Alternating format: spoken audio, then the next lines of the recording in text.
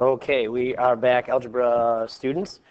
Algebra 1, we're moving on to section 2.5 here. We're going to do solving equations involving absolute value. So we've done solving equations with fractions. We've also worked on solving equations with variables on both sides, which you may have seen before. But now this one is a little bit different because we're going to go into using an absolute value, which is a little bit different, so you might not have done this before.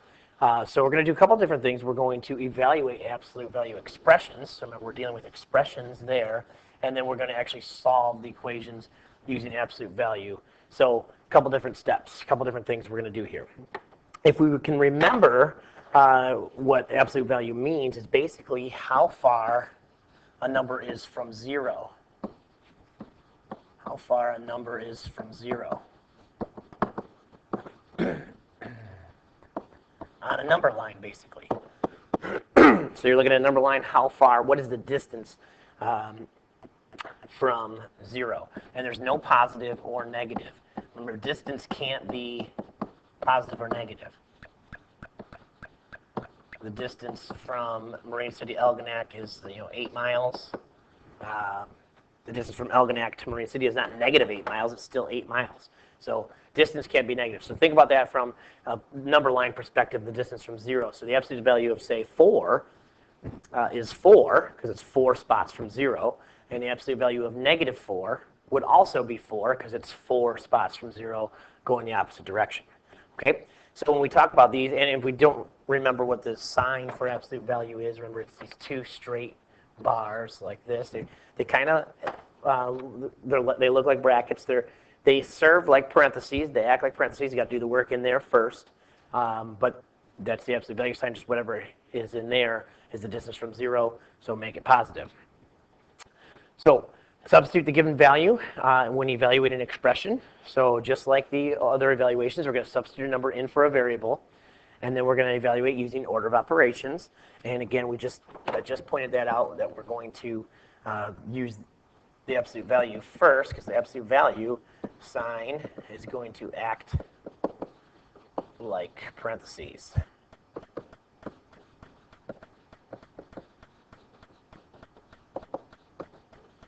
Okay. And then finally, the last thing we can do is, or the last thing we're going to do here is remember to take the absolute value, the distance from 0, so it's going to make it positive.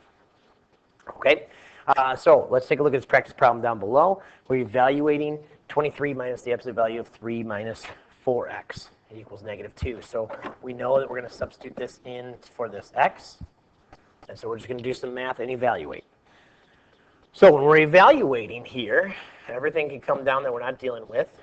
So we want to make sure we get this problem, just rewriting it. 3 minus, and it's going to be 4 times 2 here. And we're substituting that 2 in for x. So now we're going to do the work inside, just like it says parentheses first. Use them as parentheses, so use the absolute value first. But what do we have to do here? We've got 3 minus 4 times 2. So we're going to subtract first, or we're going to multiply first. We're going to multiply first. So in the absolute value, it's going to be 3 minus 8, because 4 times 2 is 8. And then everything else is going to come straight down here, and it's just going to be 23 minus the absolute value of 3 minus 8. Now we can keep working on that 3 minus 8 in here, and it's going to be a -5. 3 minus 8 is -5. And everything else still, again, just comes straight down. Comes straight down. We haven't done anything with it yet. And it's 23 minus the absolute value of -5. Well, remember the absolute value of -5 is 5, because it's the distance from 0. That becomes a 5. And so now we're looking at 23 minus 5, which would give us an example answer of 18.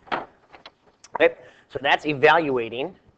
And now the next step here is going to be solving an absolute value equation. Solving an absolute value equation. So the first thing we have here is steps to do this. Number one, we want to isolate the absolute value. And we're going to do this while we work through an example. So we're going to isolate this variable, or the absolute value. Now, I just said isolate the variable because we know we want to do that. We want to do that as well. But inside, the variable is inside the absolute value. So we actually want to isolate the whole absolute value here. So what's happening to the absolute value? Well, it's being multiplied by 2. So if we're going to isolate it, then we are going to divide by 2. And divide by 2. Remember, the difference here is that we are actually um, solving an equation now. Solving an equation. So we're actually going to get an answer of, x equals 12 or f equals 24 or whatever it is. Okay? So we're going to do this, and these two, of course, will cancel out. And so then you'll have the absolute value of f plus 5 equals 17, because 34 divided by 2 is 17. Okay? That's going to bring us to step 2. And here's where it gets a little bit tricky and a little bit different, is now we're going to split the problem into 2 pieces. Okay? If you remember what absolute value is the distance from 0. So whether it's positive or negative, it's the difference from 0. So what we're doing here is you could have a positive answer in the absolute value, or you could have a negative answer in the absolute value. And either way, in this case, it's going to equal a positive 17. So what they're saying is this, in the absolute value brackets, is either going to be a positive 17 or a negative 17 to give you 17. So you're going to have one positive answer and one negative answer when we split it into 2.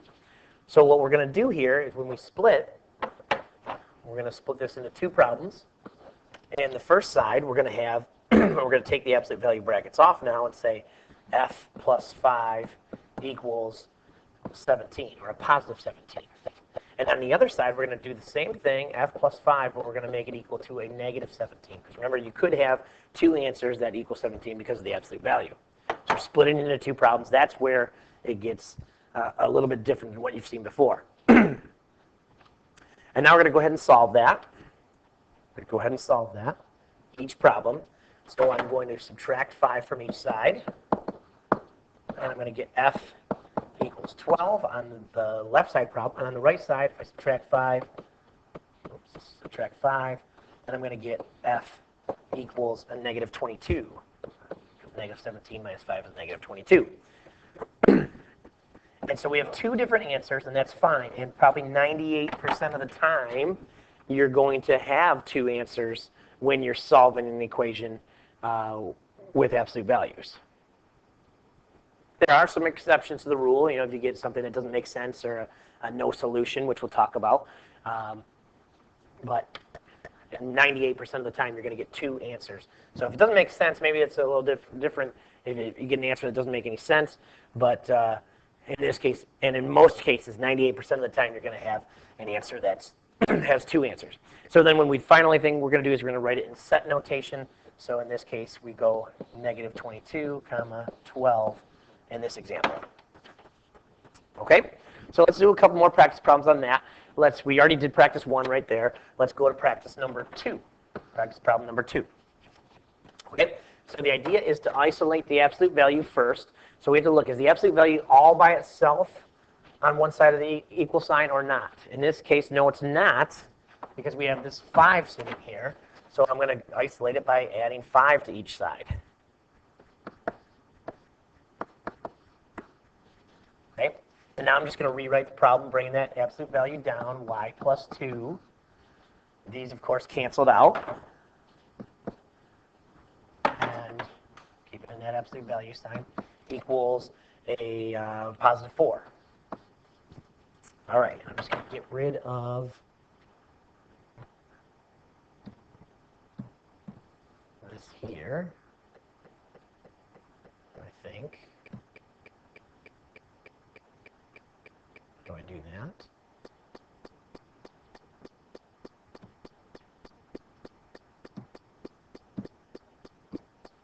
Let's go. Okay. Just to give us more space, let's just get rid of that right now.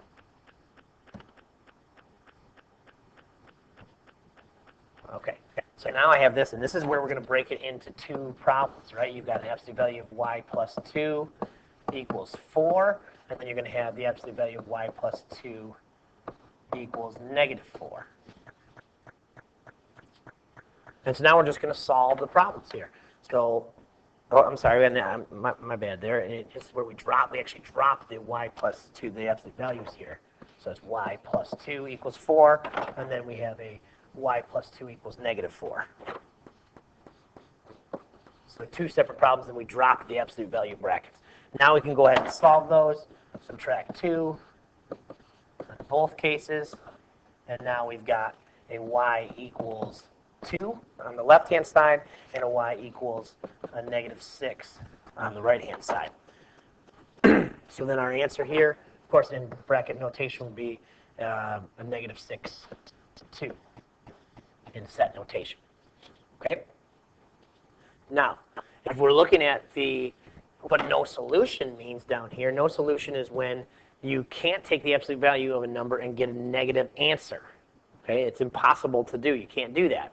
So if we look at an example with number 3 up here, here we see what's the difference between number 3 and say number 1 and 2 is that the absolute value is all by itself on the left-hand side. And what they're saying is the absolute value here is going to give you a negative 1. Well, we know that that can't happen because we're talking distance from 0, and you can't have a negative 1 distance. So it can't happen.